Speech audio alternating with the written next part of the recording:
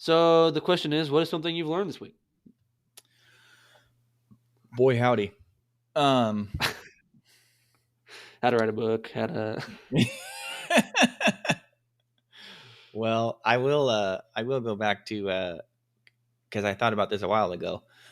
Um, I did not realize that counties, there's like around 3,000 counties in the United States, and I didn't realize that they were delegated just like our federal government is, with a judiciary, legislative, and executive branch of government.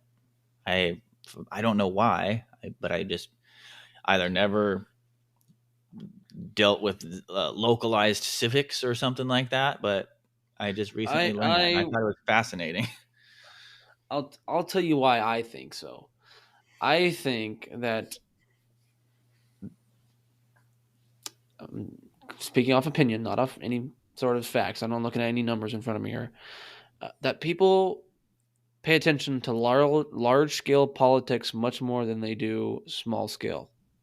Local stuff. And yeah, what is your local government doing? What are they doing? Do you know? I I mean, I don't follow, and it's like it's not public news like it is, CNN or Fox. Like they're not going to cover your local stuff on TV, Hmm. so it's a little bit tougher for everyone. And inconvenience sucks. That's what I think. We're used to convenience, that's for That's what I sure. think. Well, I Well, mean, yeah, that's no, what and it's everything's fascinating. built around. Yeah, because I That's what mean, the whole. Go ahead. well, I'm just gonna say, like, and I think it's a good structure. Obviously, like I think the purpose behind it is to have a system that kind of checks and balances itself with these three different branches that have powers that can kind of compete against each other. Um, so, I mean, I do agree with you. For some reason, maybe it's just convenience based, and like that's what's being fed to us or told for us to pay attention to is everything at the federal level. Um, but I mean, you could almost make the argument that if everyone, maybe that's just kind of how control works. You know, it's like you keep everybody's eyes up here, and they aren't seeing what's going on right around them, which is what you need to Hmm. happen in order for everything to coalesce all the way up to the top the way you want it to. You know what I mean? Yeah. That would make a lot of Well, sense. what you said over Thanksgiving break has not left my subconscious and my conscious about What was it? delegating power. You remember when we talked about delegating power? How we should move power from the federal level down into the state level and then further down into your communities. Oh, Why can't oh yeah, that? yeah. You remember when we talked about that? Yep. I think it initially started with education, and I am strongly agree that it should be down to the county, or even down to the school district because, like you said, it's tough for someone to be able to move states economically. Like that can create hardship. You can't just sell your house on a limb and move because you don't want your kids to go to this school's education or that state's education. What the state is pushing, like, man, it's you're 500 miles from a border. Like, I gotta sell my house and move. No, that's not. But if I had to move a county, Mm-hmm. well, I mean that's just changing a bus route. I don't even got to move anywhere Right. because they Right. Right. believe in what I believe. Um, so, and I've become fairly passionate about this. And if this happened at a large scale level, imagine if they gave more and more power to per counties. Um, Right. I And there's economies of scale that come into play when you're dealing with things like the government or the blob too. Like so in the private sector, economies of scale can be a good thing and they can help you, like Okay, if I'm going to own a building, if there's actually 20 apartments in it, that would be an economy of scale where I've got 20 people paying for one roof, or I've got 20 people paying for one heating system. You know what I mean? That's where you could say economies of scale are good or working for you. The government can experience those in the opposite direction, in that the higher up the government you go, or the deeper into the big blob you go, the less efficient things are. Like, just a okay, so let's say somebody wants to have a school built. Okay, well, for whatever county elementary school district, yes, because it's government, it's still going to be expensive. The contractors are still going to bid it at $1 million instead of $750,000 where it should be, because as soon as the government gets involved, that's what happens. But you go one step up and it's the state. Now, okay, now they're going to bid that at $2 million.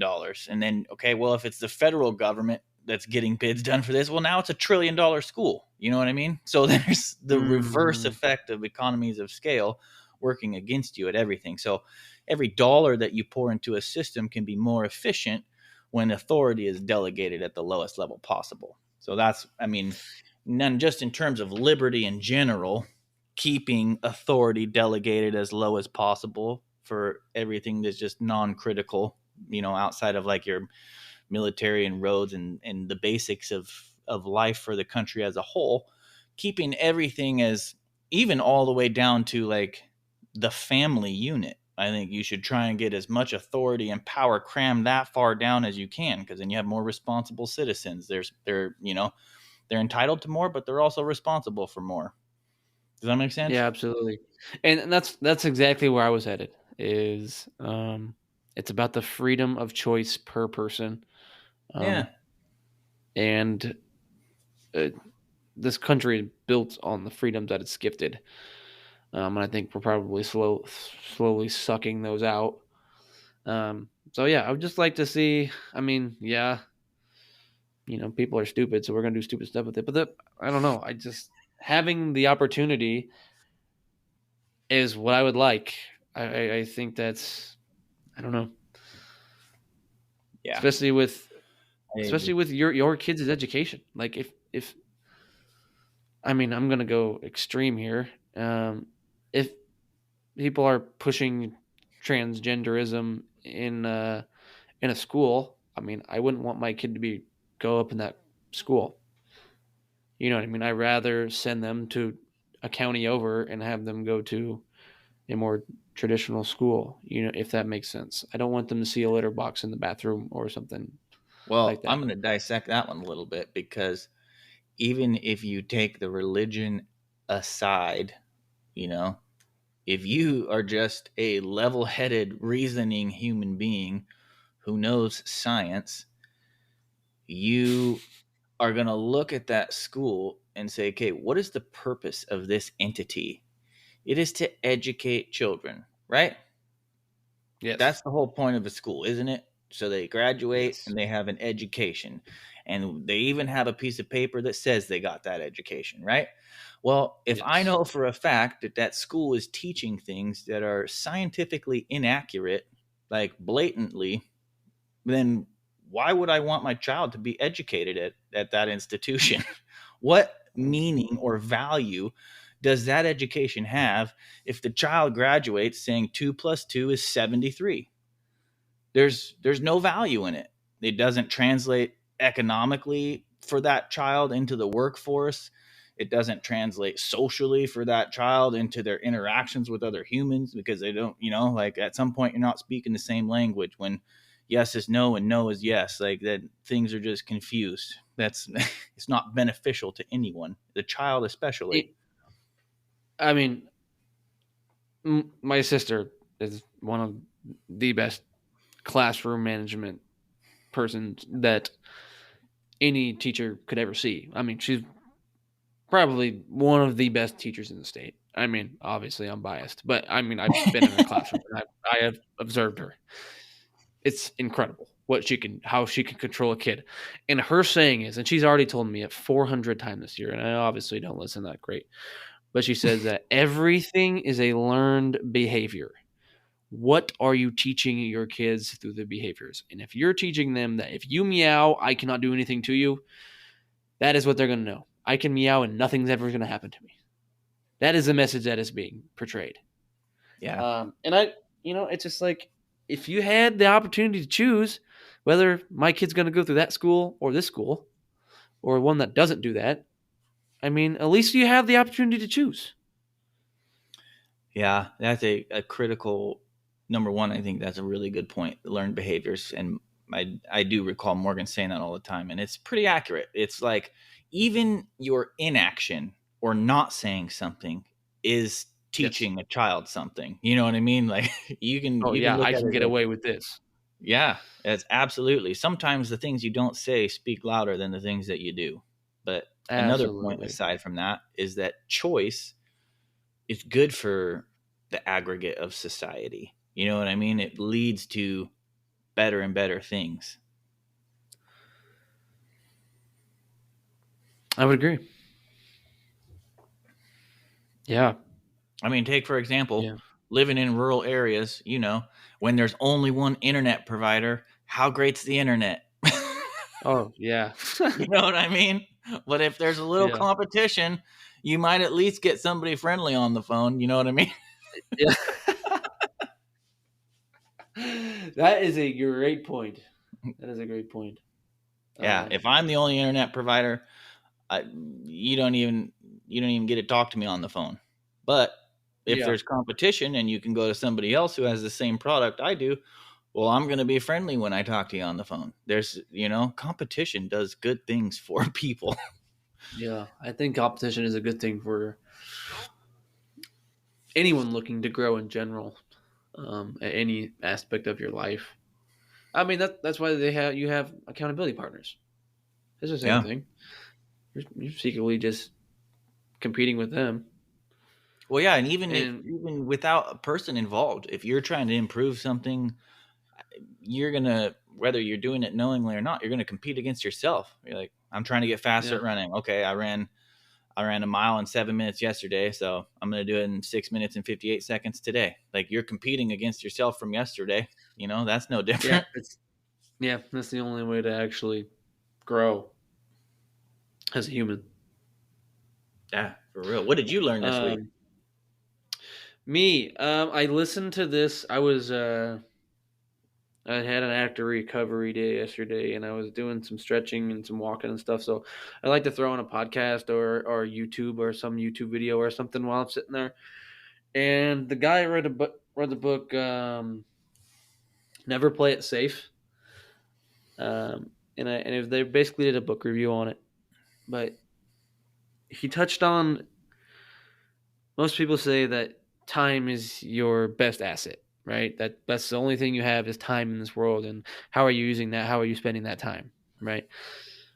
But I mean, he kind of stopped and he led with that, but he's like, what about your attention, right? Like, because I can be somewhere and I could be spending time with you, but if my attention is not in this moment and I'm thinking about something else, um, then I really didn't take anything away from this experience besides I spent Right. my time on it.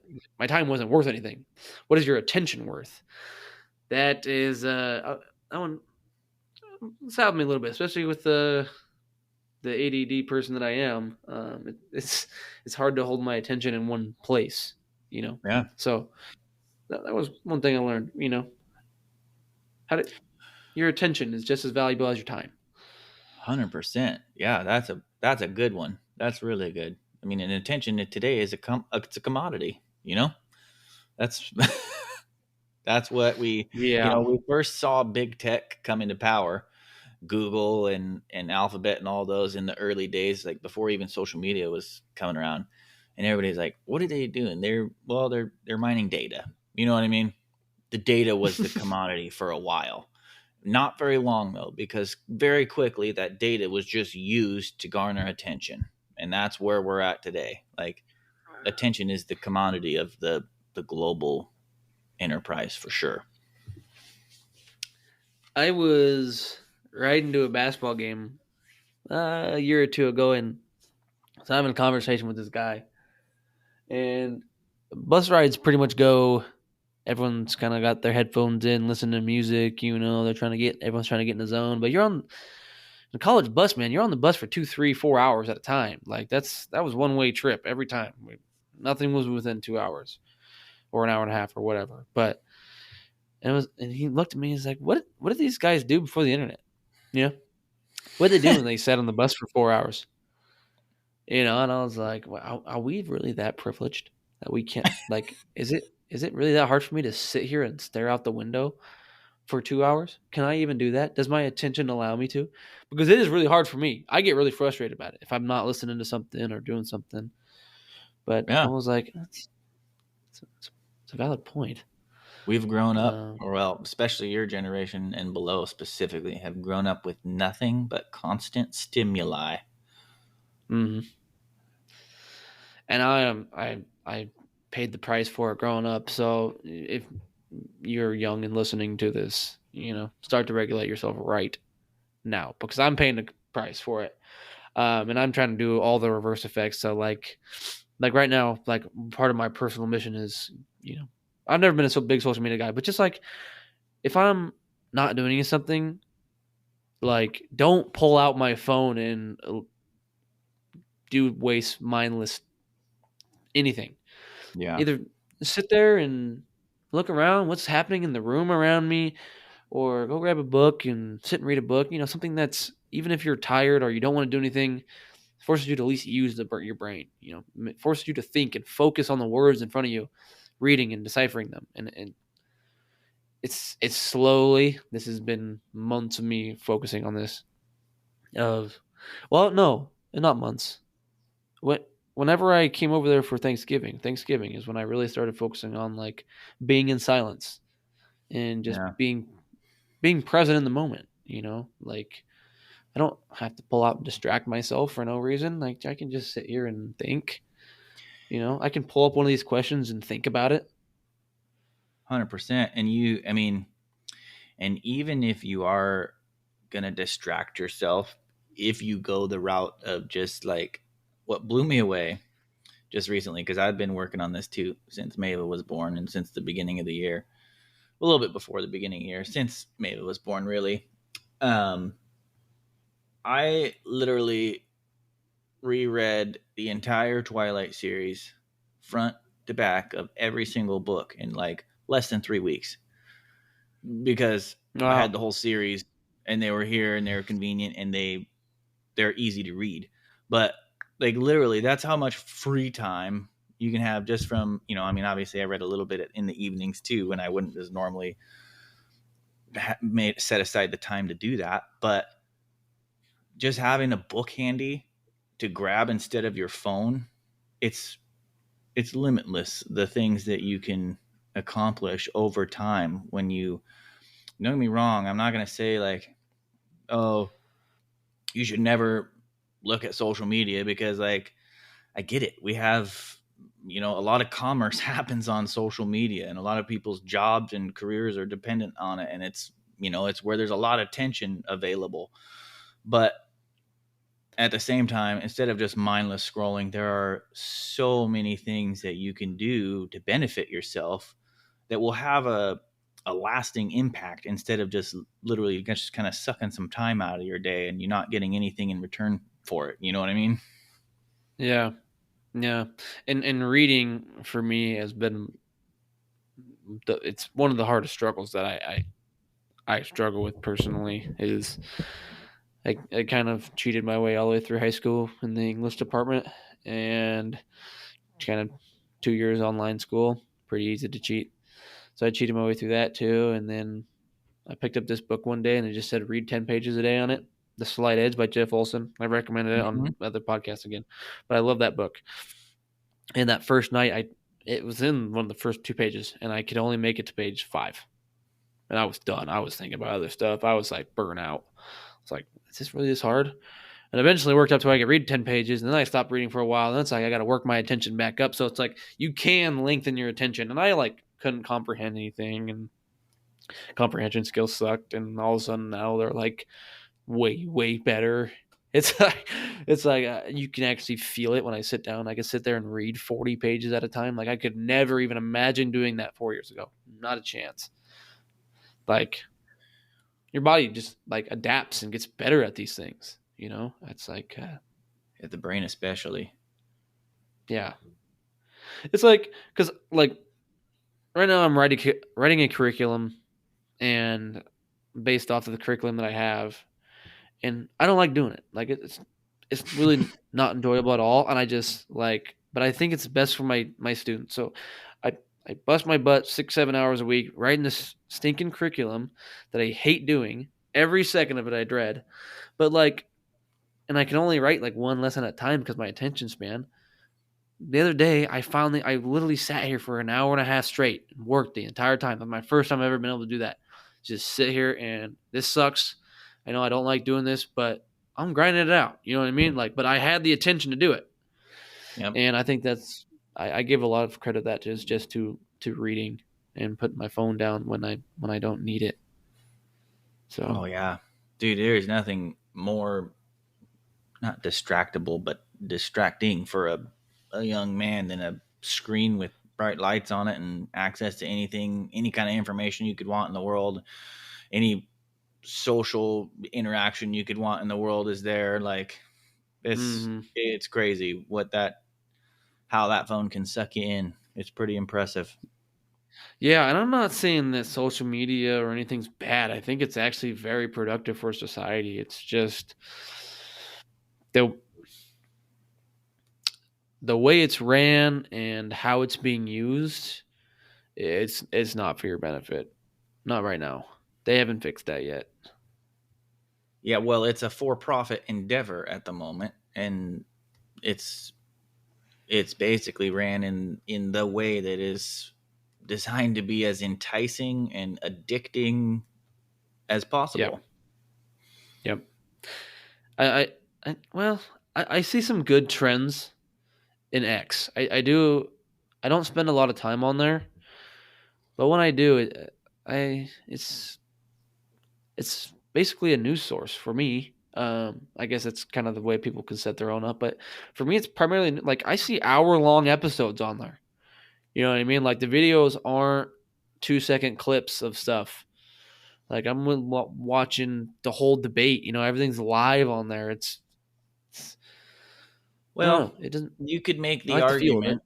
You can make the argument that X, formerly Twitter, is one of the only social media platforms out there, at least in the large mainstream category, that is inherently operating under the guise or the intention of being just the town square. In that Elon Musk did not buy it for profit. Don't get me wrong, it's a company, it needs to be ran to make money, that kind of stuff. Obviously, that's what they're going to do. But it was not a for profit endeavor to spend $44 billion on it when most of the numbers of Twitter were drastically inflated with bots. And you know what I mean? Like it was, you could make the argument that that's one of the only ones that isn't just like trying to squeeze out as much profit as humanly possible. Yeah, yeah. I mean, you don't take a lot. Like I mean, that was a huge loss. I mean, it was billions of dollars in loss. Like he knew he was losing, and he still did it anyways, which is props to you, man. I don't think I could do that. I don't think I could give Right. away billions like that, but I'm glad he Just for the did. sake of Uh, preserving free speech. yeah, yeah, because that was a scary trend we were on there for a while. I was a Yeah, little well, freaked out there for a minute. I, I think that was the kind of the turning point in that regard, at least in this free speech category. Like for I think sure, that so. was, and it was the That nail in the coffin for the propaganda machine that is CNN and MSNBC and all of those. the propaganda machine. That's the first time I heard you use that. Well, what? It's not news. You know what I mean? Yeah, no, absolutely. That's 100% a perfect way to put it, though. Unless you call what the government wants you to believe news, then that's not Yeah, news. which is kind of sad to think about that we have to think of that as what the government's basically not telling the truth to its citizens. That's a scary moral issue from It the top is and it down. isn't. Because the problem is not that. Uh, well, let me see. How do I want to say this? It is and it isn't. Because the problem lies within each and every individual American. We should not want more government to look out for us and tell us what to think and how to act and all of these things. We should have personal responsibility and ownership that tells us, hey, we're going to decipher all the different facets of a situation and come up with the best decision that we believe. You know what I mean? Like the purpose of government, or let's say the purpose of the news itself should just be to relay facts. You know what I mean? But instead it relays opinions. What we as Americans are looking for is just the facts. So when you have sites like Twitter or whatever, X, that can just put out the facts, that's what we need as Americans. And then we can make our own decisions in our own homes about how we're going to react to that situation. You know what I mean? Yeah. Yeah. I mean, I yeah, I agree, but I also don't 100% agree. I like to hear people's opinions. And, I like it to be an open forum of, I like to listen to like, here's the facts and here's what I think. I don't have to accept that as truth for sure. I Well, can and formulate that's my own opinions. I agree with you 100%, but there just has to be a differentiation between, okay, this is news, which should just be facts, and this is opinion, which is us just discussing the facts, right? Okay. Two Yes. separate stages Yes. there. But I 100% agree. Like there needs to be one source for information, and then, there's discussion of said information, which is opinions. Absolutely. That's the best way to put it. That's exactly what I'm looking for. But yeah. Yeah, which is the traditional model of there was news and then there was pundits. You know what I mean? There was like political pundits who would just regurgitate all of this facts and stuff into their opinions, and people chose to follow those pundits based off. It's still what we're doing today. There's you know people like Ben Yeah, Shapiro yeah. or Patrick Bet David or whatever out there that stay 100% up to speed on what's going on in the news and all that kind of stuff. And they kind of give you, that's the beautiful thing about choice and the free market now is like you get to go through and decide which podcasts or shows you want to follow. And there's a mixture of different ones. There's like people like us that are just talking and chopping it up, and everything that comes in and out of our lives on a day-to-day basis just makes it into our conversation. And then there's people like Yep. Ben Shapiro or Patrick Bet David who are like, forgive my crassness, but they're just balls deep in the news cycle and they know exactly what's going on all over the place. And so you get a little bit of a mix of fact based stuff with also their opinion. But if they care about their viewership's opinion of them, then they're usually pretty clear about this is the story. This is my opinion on it. You know what I mean? So you can Yeah. find in this free market of information that's available now really good sources of information with really good opinions to back it up on whichever side of the aisle you're on. You know what I mean? Yeah, absolutely. Yeah. Benefits of choice. Here's the thing. What exactly does that look like? Cuz I mean in my mind right now I'm picturing like I'm picturing myself watching CNN, right? They have like a news headline which is typically a quote or a 4-second clip of a 2-hour speech that came out, you know, and then it's them pretty much talking about it. So they're Well, like, yeah, this is what he said. here's how it plays out in it looking like propaganda instead of uh, facts and opinions. Okay, uh, Joe Rogan takes horse dewormer, and you know what I mean. Like from the get go, Yeah, they're skewing facts. They're starting with a narrative, and then they're trying to input as much data as they can in as skewed of a way as possible to try and make you think a certain thing right out of the gate. You know what I mean? yeah. Okay, yeah, I got you now. Like I got you one, now. I I guess I don't see it a lot because the people that I listen to are pretty straightforward. right? Like this is what's happening. This is what I like. They just do that. Like that's who I listen to. So I don't see it. I haven't seen it in a couple years. Right. Probably You what I'm just not usually used to it.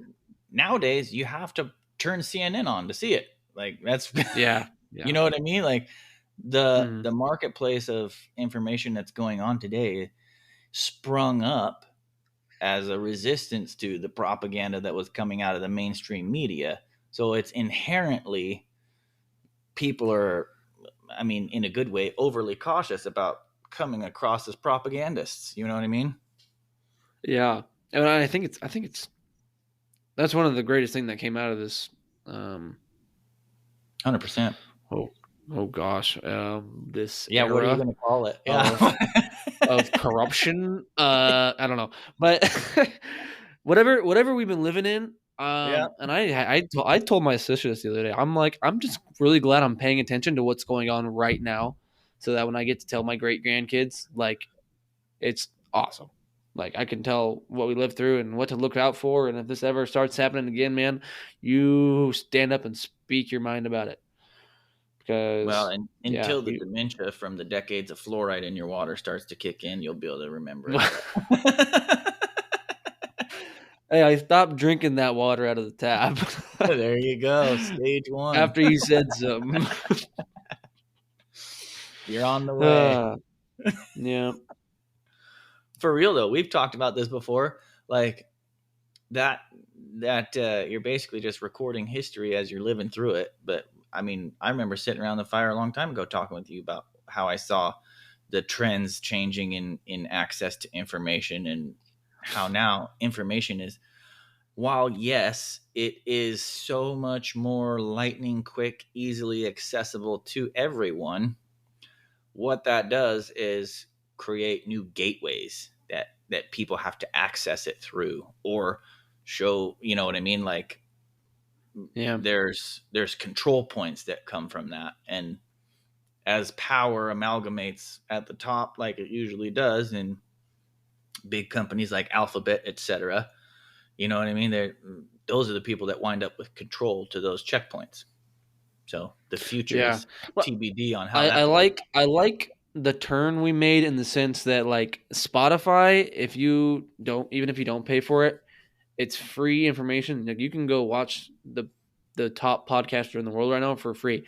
Literally Hmm. watch him on Spotify for free with Yep. ads, obviously. Whatever, ads are free. You can throw whatever you want in there. But like even like top 10, like I listen to Sean Ryan. Like you Hmm. can watch him for free on YouTube. It's like they're there. Like it's free public information. Do what you want with it. Like Yep. Sean Ryan, I'm 100% funded by the patrons. Like if you're willing to pay me, go ahead, donate to the cause. Like I'm just going to talk to people. It's pretty Yeah. cool. This is I like what the way his system's set up. 100%, and that's a great segue from what we just talked about with Elon buying Twitter, turning it into X. That was at a juncture in time when the global element of humanity was putting pressure on Spotify to censor Joe Rogan. Yeah, You know what I mean? yeah, So it was like everything was right on the cusp of like going over the cliff of no yeah. I more free mean, yeah, speech. yeah. They kind of reached Good old its peak. Spotify Or was pretty steadfast in their resolve. They definitely chose to do the right thing over what was the easy thing at the time. yeah, because I'm sure they were offered something crazy to to shut it down or whatever. But yeah, he's one of the only ones, and like you listen to those guys that go on to Joe Rogan stuff, and still it's like YouTube. Like if you put your ringer on certain episodes, they won't notify people. Oh, It's like yeah, like little stuff like that. They won't notice them that they posted, so you just missed that week's episode because you didn't even know, right? Like they're like, it happened to my wife. It's like, oh, okay, now you really messed up, you guys. Like, but yeah. it's yeah, it's interesting. But This I is mean, this is why I always go back to the onus of responsibility falls on the individual American person to be as high speed, economically engaged, like mentally engaged as they can be, physically. Like, we need to be strong individuals as a country, because you're never going to stop fighting against this large coalescence of power. You know what I mean? There's so much power that's been coalesced already in just the American government and large American corporations, etc., that you're kind of now at this point always going to be battling against control over our lives in that regard. You know what I mean? Like, even Mm-hmm. if we have them in the, whatever you want to call it, the zeitgeist or whatever, even if they're beat back for a time, or if there seems like societally wide or culturally people are trending towards freedom and liberty and less censorship and that kind of stuff, the the wolves are always at the door at some stage. You know what I mean? They're somewhere out there. You gotta make sure you're being as strong of an individual as you possibly can. Right, and there's going to be a turn um, in society, and somebody is going to see it coming and be ready over there with the money control trap for you. Because I Right. mean, I don't know where I don't know where this internet is gonna go. I have no idea. Have you seen? Oh my gosh, the new Apple, or was is it Apple? I think it's Apple. Yeah, the Apple glasses, Oculus looking deal. It came out like 6, 8 months ago. um the last one I saw was the Ray Bans. Uh, I saw those guys that had the, like, enhanced, what do they call it? Enhanced reality glasses or something like that, where you get like a screen on it and it has a camera built into it. I don't know what the newest Oculus ones were. I mean, it just looked like it's clear glasses. Okay, so clear glasses, but it's your phone on the sides. So your peripherals are essentially your phone. Mm-hmm. And it's like it has like sensors with your, I don't know how exactly that works. I've never seen anybody wearing these. I want to see them so bad. But it's like you can zoom in with your hands. So if you're playing, let's say you're playing Netflix on your right in the corner, like you have these glasses on the Yeah. your right peripheral is watching a movie, you can essentially grab it, drop it, and throw it onto the wall in front of you, and you're watching the movie on the wall in front of you. Yeah. And it's like, is everybody going to be wearing this? Are you going to be able to read minds in 10 years? Like, what? Is my glasses going to be able to check your neural pathways and see what you're thinking? Oh, I, oh. Well, What does the government actually already have? that's the real question, because they're usually Because if you think several about, we decades ahead have of us. that as Yeah. citizens. What Yeah. sort of weaponized access do they have? Right. I that's There's there's no that kind doubt that. that human beings are trending towards coalescing more intimately with technology. Like, that's a very Mm-hmm. blatantly obvious trend that we can all see since the reduction of the computer from the size of a building to something that would fit in the average person's home at an economically affordable price. From that point on, it has been nothing but a high speed march towards how compact, how powerful, and how intimate can we get the technology into your life. You know what I mean? Mm-hmm. So follow that curve as long as you want to with your imagination. You know, it can go dark, it can go light, it can do all kinds of things, but that's where it's going. Yeah, and Elon's making personal robots, which is interesting. And Neuralink. Yeah, Neuralink. Yeah, I haven't even caught up on Neural. I haven't heard about that in over a year. What's new with Neuralink? What breakthroughs have they made? They've implanted it into people, and those people can successfully control computers or aspects of computers. Yeah. But what is it being necessarily used for? My Like, understanding is that the purpose of the program is to help in cases of like paralysis and blindness and that kind of stuff. Um, I figured that's what. to overcome those obstacles, or where there's a deficiency in some of the sensory input or output of the body and its interface with the brain. That's my understanding of what that is being used for, but it's very peripheral understanding. I did listen to one podcast a while ago of one of the first, if not the first, human recipient of it. But um, there was also a video clip I saw of, there was a chimpanzee that was playing Pong like on an Atari with it. It was just using its brain to control the bar that bounces up and down. Wow, isn't that crazy? Okay, Yeah. here's a moral question for you. I got here's a moral question for you, or a Okay. philosophical question, or whatever. Say, well, I don't mean to put you in a sticky spot, but let's say Mava is 14 years old. Okay. She has a bone degenerating disease. Okay, and she is going to essentially lose her mobility in her shoulders and her hips in 5 years unless you do the what is the name of it? The genetic coding where they can decode your genetics and kind of change your genetics so that you get rid of that disease, that genetic code that is the CRISPR. disease. CRISPR, yeah. Yeah. Would you do it? Is that acceptable from a spiritual, moral, biblical, any sort of sense? Boy, howdy.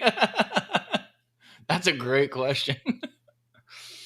uh, Honestly, I I don't don't know have. what my answer is. Yeah, I don't have a rock solid answer for you. I mean, number one, like I've talked with you before about, like I even struggle with just the philosophical question of, okay, what if somebody is a great Christian husband, father, community member, all these things, and then they have some kind of TBI, and now they're just an angry, aggressive, like violent person. You know what I mean? Mm-hmm. What is that? How does that play out on their eternal soul? I don't I don't have all the answers, but I do feel like our DNA is kind of a I don't know if I should call it a gift or not, but it's, I mean, we're made Sacred? in God's image. Yeah, we're made in God's image, and our DNA is a language that we don't quite understand. It's, But we now sort of do if we can change it. well, don't take for 1 second a human being doing something as reason to believe they fully understand it, because historically speaking, that's never been the case. And just Absolutely. even from my own personal life, I can tell you I don't fully understand half of the things that I do. I just start doing them and I learn and I get better and I grow at it, and you know what I mean? I improve as I Mm. go. That's sometimes just the way progress is obtained, and there's a cost to it, and the cost is not that great in my individual life, but the cost when you're a doctor or a surgeon could be pretty high in terms of, like, or when you're editing people's DNA, like the learning curve there could be more expensive than it is for the realtor Bobby Seiler to, figure out how I'm going to fix my house this way or XYZ. And you know what I mean? Yeah, There's a yeah, lot different absolutely. stakes involved in that. But I really don't know. I don't know what the actual spiritual translation of your DNA is, and whether or not, like, I mean, my gut is that once you're editing DNA, you're starting to interfere a little bit into God's territory. I don't know that, but, and maybe I would feel differently if, Maeve is 14 years old and she's facing not being able to walk and stuff like that. I don't know. Really couldn't tell you until I get into that situation, which I hope I don't. Yeah, no, you never will. But um yeah, because it's like God had to. allow this to happen? What? Yeah, I mean, it had to have passed through the chain. It could be rooted through Satan, but yeah, I I don't don't know. know. I don't I know don't either. know. I know. I I know medical technology is uh like overall as an advancement in our health and well-being is like okay, how do I simplify this? Okay, so there's the guy on the roof in a flood. Have you heard this story? I don't know. Keep going. Okay, so there's a guy on a roof and his whole neighborhood floods. Everybody's evacuated. A boat comes by and they're like, "Hey, get on, we'll save you." He's like, "No, that's right. I'm waiting for the Lord to save me." So they're like, "All right, weirdo." So they keep going. Another boat comes by. Like, "Hey, get in the boat. Like the water's gonna keep getting higher. Like we gotta save you." No, that's right. The Lord's gonna save me. I believe in God. He's gonna save me. Third boat comes along. They're like, "This is your last chance. This is the sheriff's office. We're evacuating the area. There's not going to be any rescue after this. You should get in the boat with us." He's like, "No, that's right. God's going to save me." The guy drowns and he goes to heaven and he said, "God, why didn't you save me?" And God says, "You idiot. I sent 3 boats." You know what I mean? Yeah. Like Hmm. there's there's tangible things in real life that God uses to manipulate our lives or to help us or to benefit us that you know it may seem I don't know. I think most of medicine has that potential. I think it's easy to though get a negative interpretation of the vast majority of medicine and how it's practiced just because of the way it's practiced in our country and for profit. You know, I mean, a lot of terrible Yeah. things are done in the name of medicine to make money, and I don't necessarily think that that's all that it is. I think a lot of it is a godsend if you want to look at it that way. Yeah. And that's why I I just don't have an answer to it because I don't either. for one, it's so early on, um, so early on in the stages of genetic decoding, CRISPR, whatever you call it, that obviously it's not trustworthy yet. But Well, that's one thing I will tell you is that I'm always hesitant to be the first adopter of any technology. yeah, yeah. But I mean, if you're in the situation right now where it's like you're going to lose everything or not, like that's such a hard place to be in. That's a because I think in 20 years it's going to be halfway sorted out where you can kind of make some observations and make a, a decision of, well, they use this for good or they use this for bad, and that's God intervention. So Right, you'll have I a don't few more know. data points to make an educated guess off of. Right. Yeah, right. Okay. Well, I think this was a good one, Bob. I don't want to hold you up all Saturday night here, but Okay. No worries. I think it was a good one too. yeah, that one went good, especially for being online. Right? Man, I couldn't even see you Yeah. the whole time. Yeah, I don't know. I have to fix my camera. But I can see But it's got all right. your. All right. Well, sounds good. We'll talk to you later, bud. All right. But Bye. Bye.